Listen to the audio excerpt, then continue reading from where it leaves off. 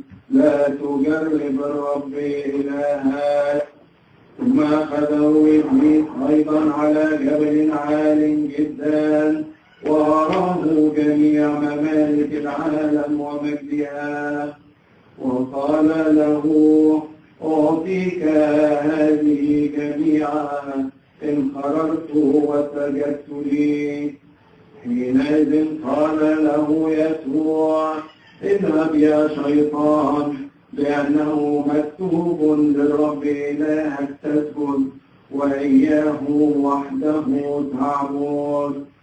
حينئذ تركه إبليس وإذ ملائكة قد جاءت وخادماته الملك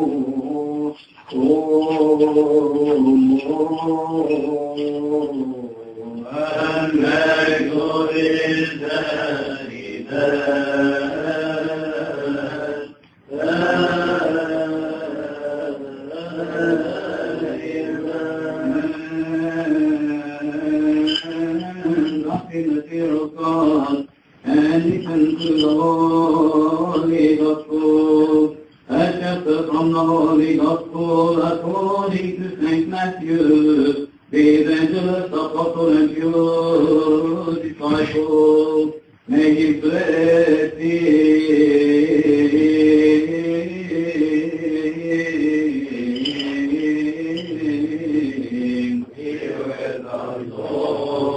with us all.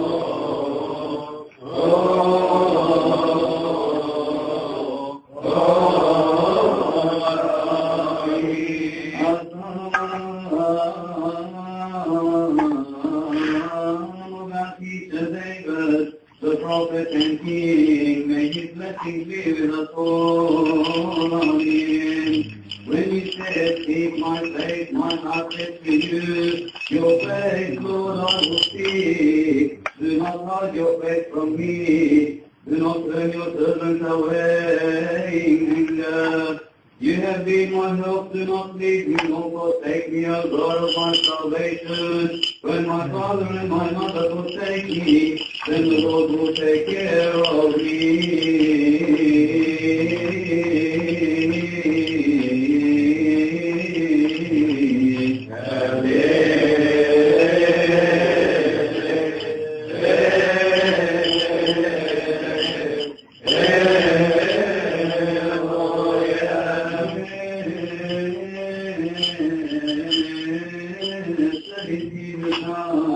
in the name of the Lord, O Lord God, Savior and King of us all, Jesus Christ, the Son of the living God, glory be to you.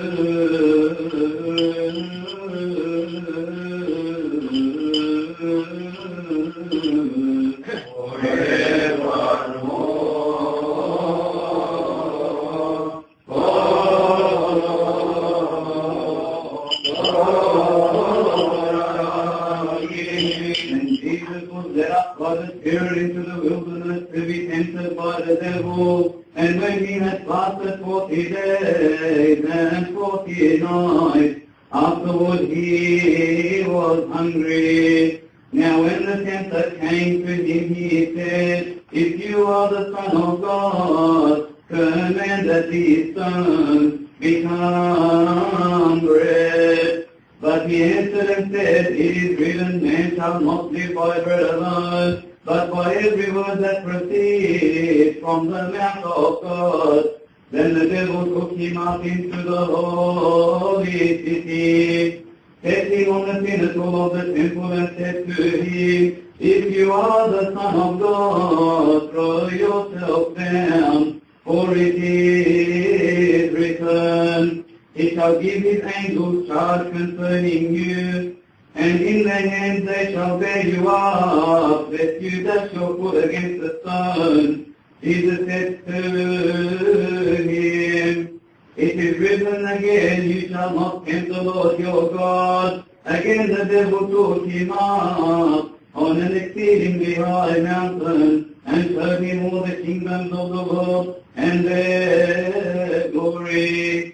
And he said to him, "All these things I will give you if you fall down and worship me."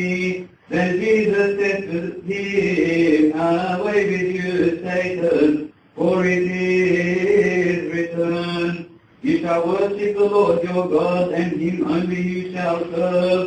Then the devil left him, and behold, angels came and ministered to him.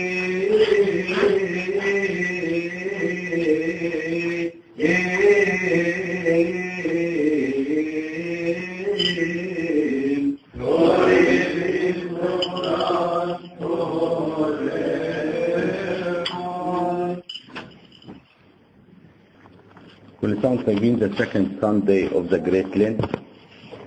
If we look to the first week, they call preparation week. And what's preparation week? Saturday before this Sunday, our preparation week was very important verse and was repeated. Unless you repent, you will perish. What this means? God, He tell us, before you starting this great Lent, before you starting your fasting, you have to repent. That was first message in Saturday before we start the preparation week.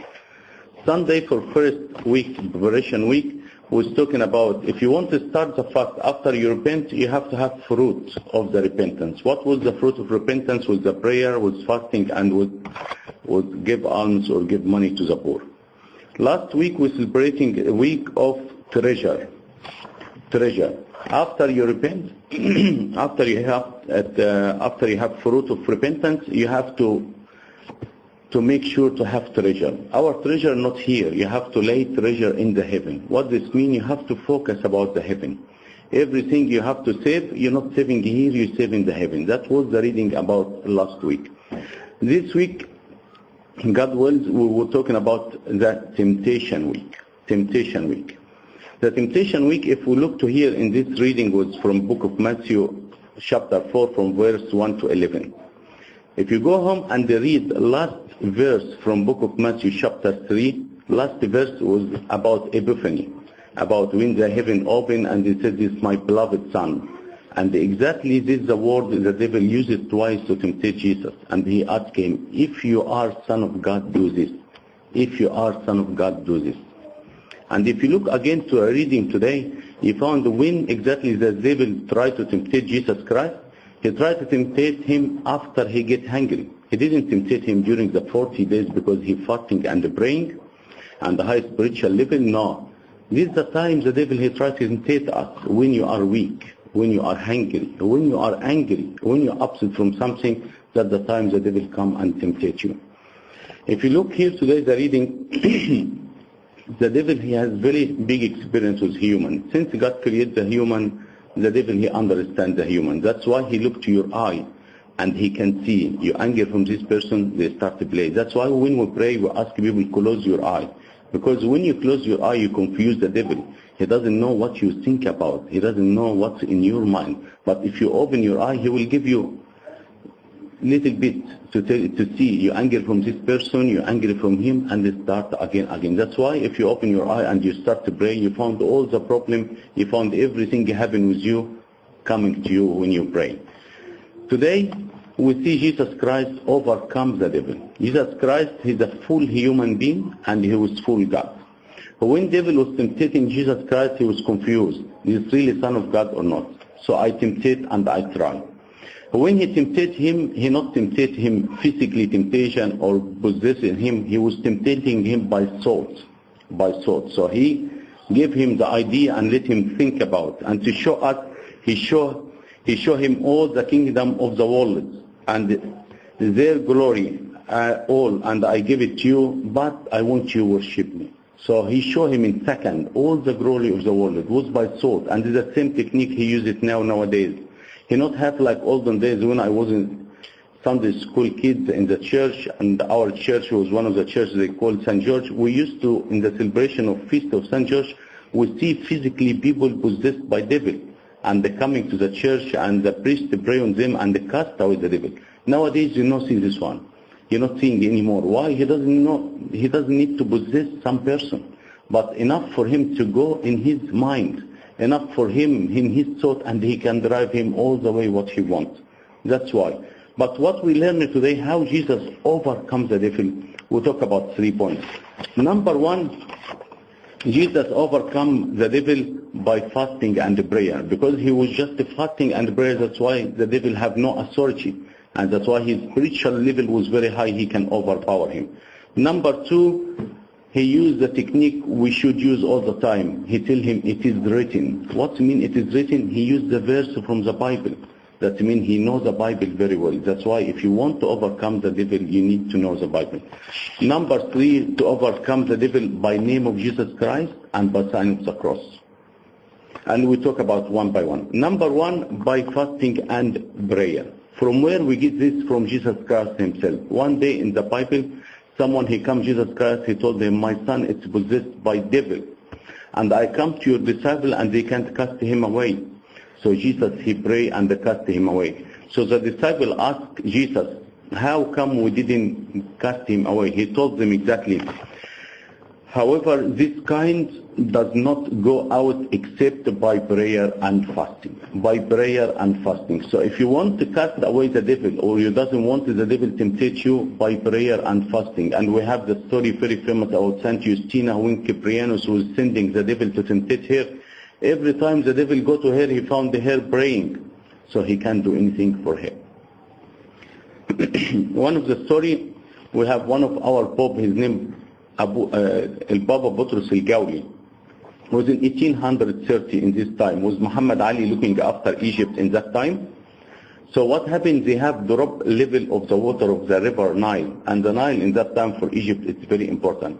When the water coming down, that means they not have enough water to water the plant, the wheat, all this one, and for Egypt it's very, very serious. So Muhammad Ali, he ordered every head of religion to pray so we can overcome this problem. So everyone pray, nothing happened. So Pope Boutros, what he done, he started to pray, and he went to the river shore or the beach of the river, and he started make mass. And they got the deacon and they got the people and make mass. After he finished the mass, he got, the plate and the mastir and all of them. He washed it in river water, and he took one urbana from al-hamal and he threw it in the water. Just to start away, he found the water the level started getting higher and higher and higher. Even they nearly, come and take over the holy altar. They pack it very quick and they moved. So the prayer and the fasting can make miracle. Not only cast away the devil, can make miracle. So if you want to overpower the devil, you can't overpower him if you not pray and fasting. That's number point to overpower the devil. Number two, the Holy Bible. That's your weapon to overpower him. Jesus Christ, every word he tell him, Jesus Christ bring it from the Old Testament. It is written, and it is written, and it is written. The late Amba Abraham, the Bishop of Fayum, he used to read the Bible back to front every 40 days. Every 40 days he finish all the Bible. Everyone coming talk to him, he give him the Bible, can you read? Another one come, continue. Another one come, continue. These people, they know the power of the Bible. That's why always, Abuna Mikhail Ibrahim, he was saying about him like sponge. If you squeeze him, he drop verse of the Bible. What this mean? Everyone come him to with any problem, he give him verse and go. Even if you confess, when he gives you the absolution, after he gives the absolution, he gives you one psalm or two psalm he pray in your head. They know the power of the Bible. They know the power of the Bible. If you look to any person converted from any religion and they come to Christianity and ask him, what let you come to Christianity? He tell you, number one, the Bible. Number one. We know Pantinos and Athenagoras was the head of the school of Alexandria. They was begging before they be a Christian. When they found a lot of people coming to be a Christian, they said, we need to get the Bible and we can find any problem in the Bible so we can tell these people, wake up. Whether you leave the Platon, you leave aristocrats, you leave all this one, and they come to this Bible, and someone was carpenter, they start to read the Bible. After they finish, instead of they found any problem in Bible, they converted to Christianity. And one of them was the head of the school of Alexandria, another one he followed him. Pope Dionysius number 14, who was Pope of son of Alexandria. He was believing in pagans and he not believing God. Just he read, he saw a lady selling some papyrus, he took it from her and just read. He told her, I need some more. She gave him some more.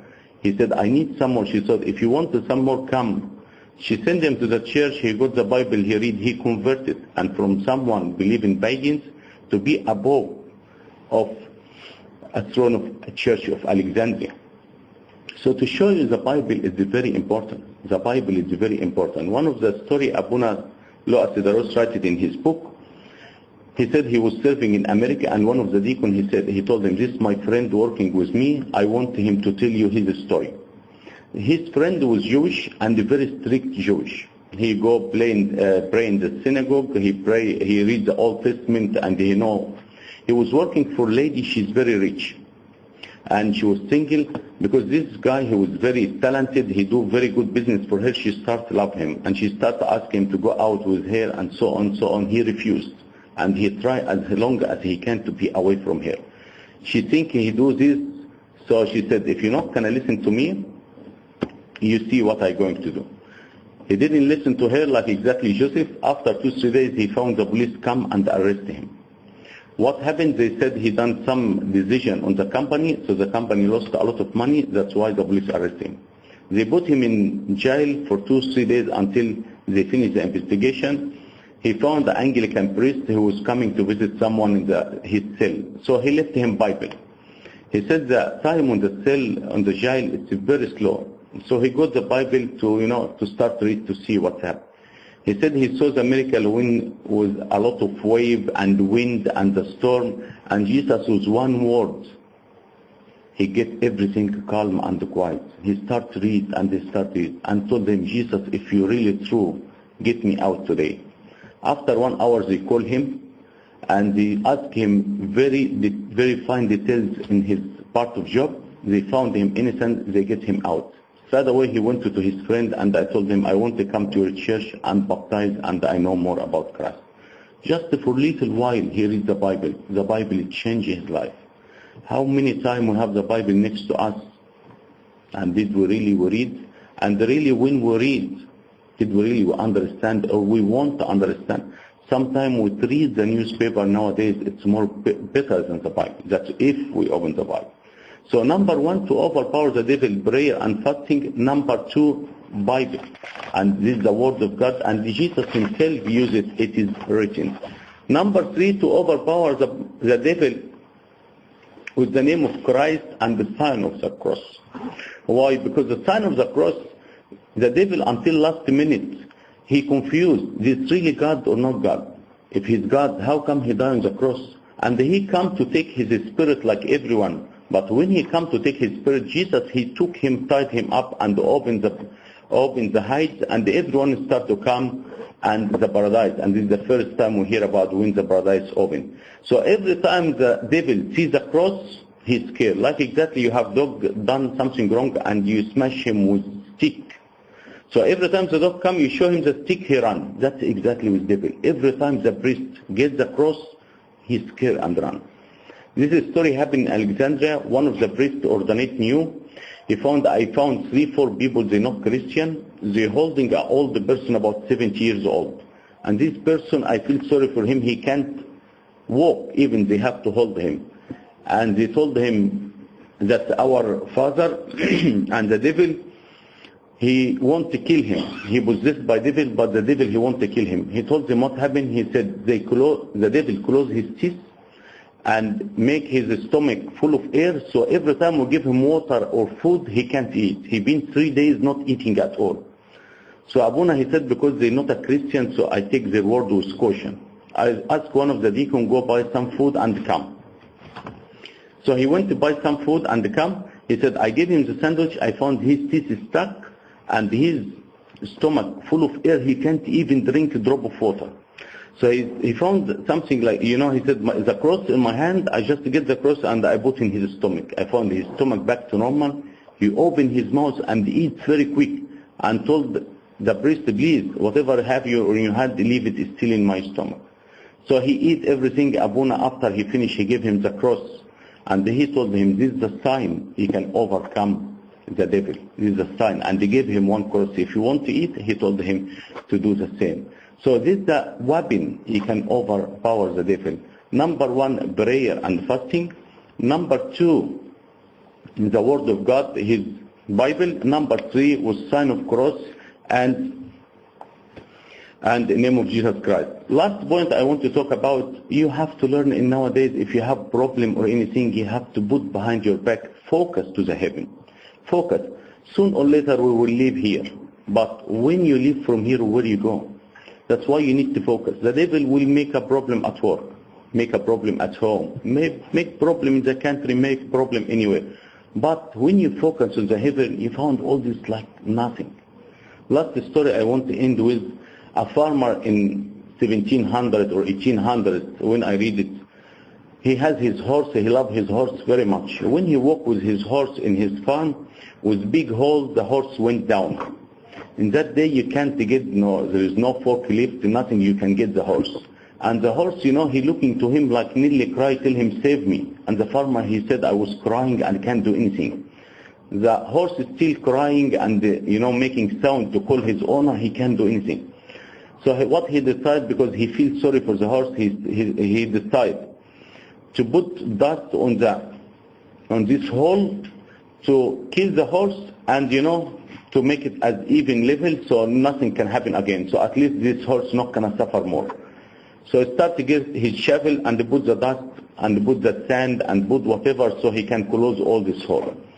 When he's halfway, he found the horse start to get quiet. He think he died. He looked to him. He found the horse is still alive.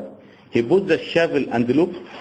When the horse, the dust coming in his back, he pushed his back so the dust come in the floor and he step up until all the hole was full of dust. He step up and come out. What we learn from this story, any problem, put under your feet, you can step up and you take over. But if you put the problem in your head and temptation in your head, they can put you down and kill you.